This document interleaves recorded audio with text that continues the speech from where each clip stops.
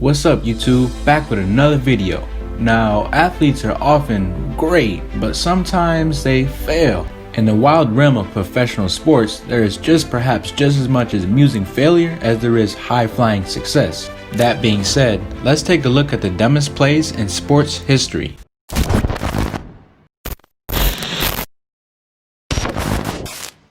Desean Jackson celebrates a wee bit too early. By definition, a touchdown is scored only if the ball crosses the goal line. It's simple, fundamental rule of football, and Desean Jackson apparently never fully understood. As you can see in the clip, Jackson was full of enthusiasm as he approached the goal line against the Cowboys. In a moment of total lack of awareness, Jackson casually dropped the ball a mere inches before the goal line and proceeded to celebrate his now famous non-score. For most of us, the egregious moment would be a painful lesson learned.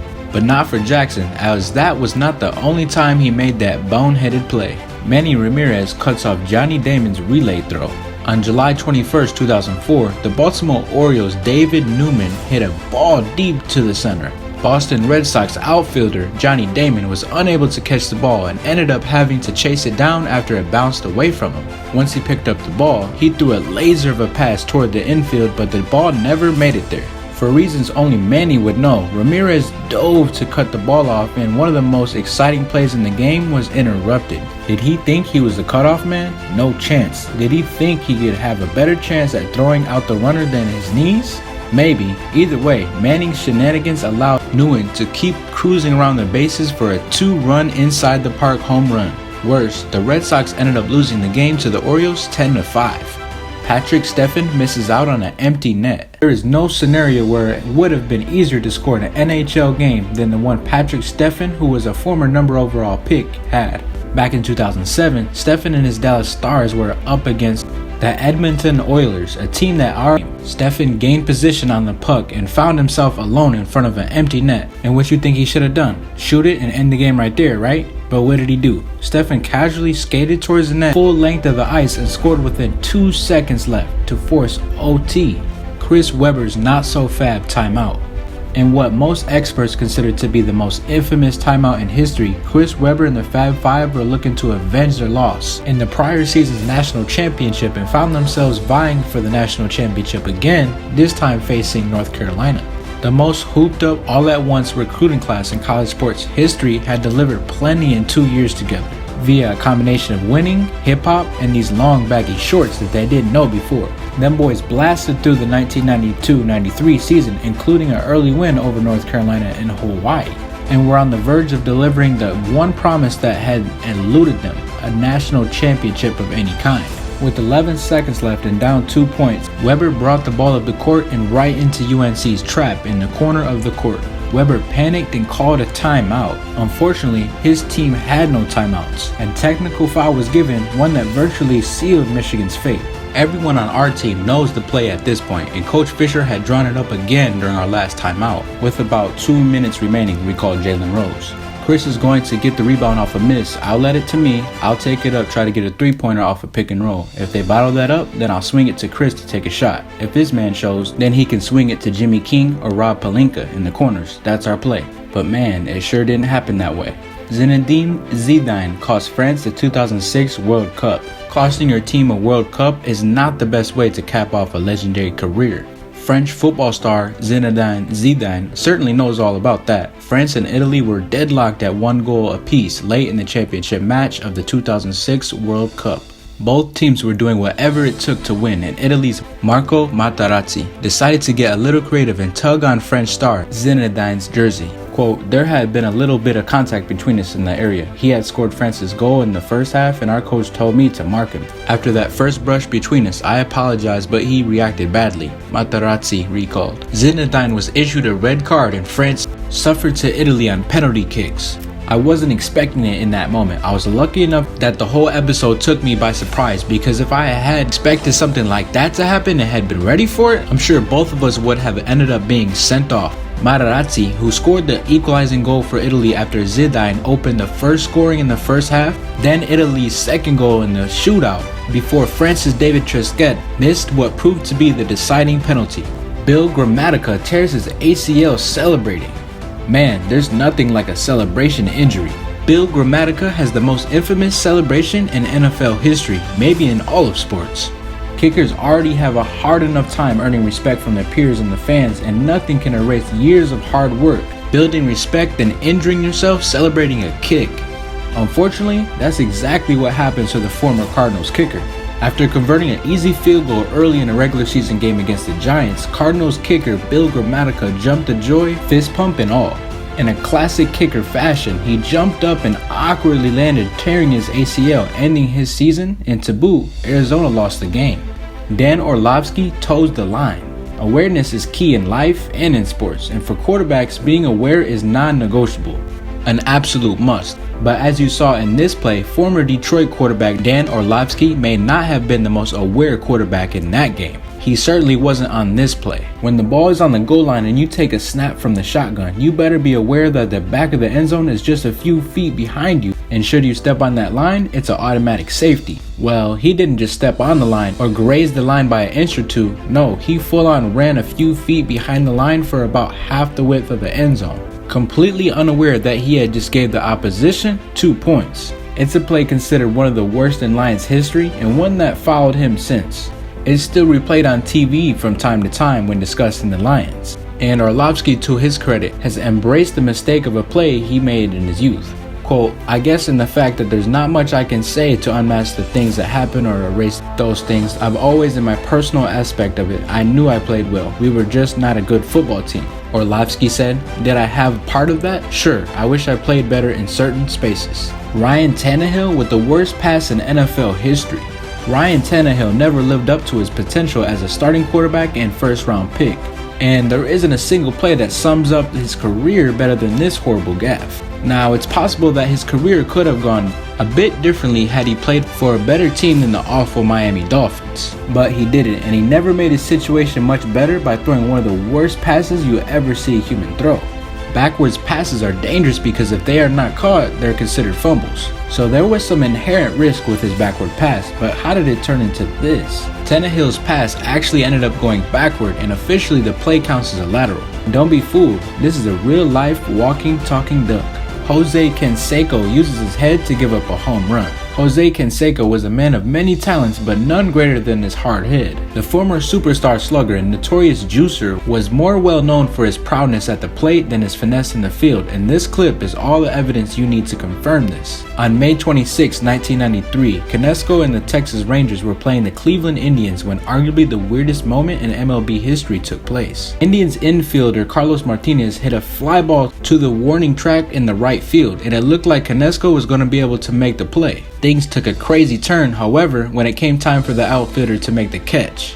Canseco tracked back to the outfield wall to catch a deep hit, and if he would have used his glove, he surely would have caught the ball that was not going to go over the fence. Instead, he opted to use his head, and that didn't work out so well. The ball plunked him right on top of his dome and bounced over the wall for the greatest assisted home run of all time. Decades later, he reflected back on the play, and the only thing he can do at this point is laugh at the bizarre home run. Tony Romo's Dallas disaster. Down 1 point with 1:19 left in the game, the Cowboys were trying to collect their first playoff win in what felt like decades. After advancing down the field, Dallas found themselves in a prime position to win. All they had to do was hit a chip shot field goal. Then Tony Romo happened. Romo bobbled a perfect snap and fumbled the ball. With only one remaining option at that point, Romo picked up the ball and scrambled towards the end zone. Initially, it looked like he had a clear path to score, but his lack of speed was quickly realized when he was caught from behind and dragged down 1 yard short. Dallas went on to lose that game in what would become the most dumptious distinction in Romo's career. All of Dallas probably still remembers where they were the night Romo botched the hold in Seattle, causing the Cowboys the easiest of 3 points and what looked to be a near certain playoff victory over the defending NFC champs, the Seahawks. That gut-wrenching 21-20 loss in January 2007 proved to not only be the final impetus that pushed a spent Bill Parcells into coaching retirement, and also marked the Cowboys' first exquisite ride on the howling Romo coaster that was in part defined otherwise sterling career of the veteran quarterback. And in this quote, he basically said that this was 1 out of 1,000 times that he would drop that. And look what happened. Roberto Baguio cost Italy the World Cup. Airmailing a shot into the second row may be a great souvenir for one lucky fan, but it's a surefire way not to score.